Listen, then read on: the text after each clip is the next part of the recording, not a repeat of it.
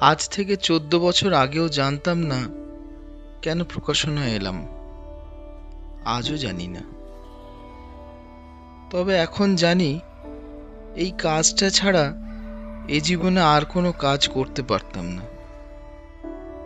এখনো প্রত্যেক দিন শিখি।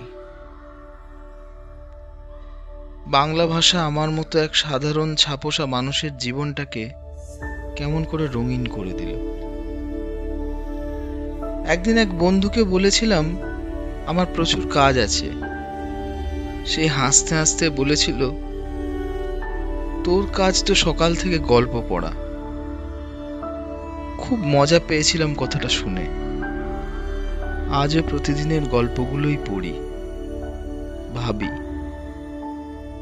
যারা আমার মতো গল্প পড়েন, পড়তে চান, আর যারা সেই গল্প, কবিতা, প্রবন্ধ, উপন্যাস লিখে ফেলেন অবলীলায়, তাদের দেখে আজও বিস্মিত হই।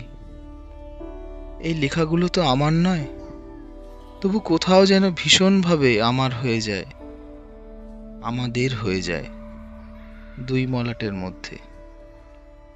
এটুকুই তো কাজ।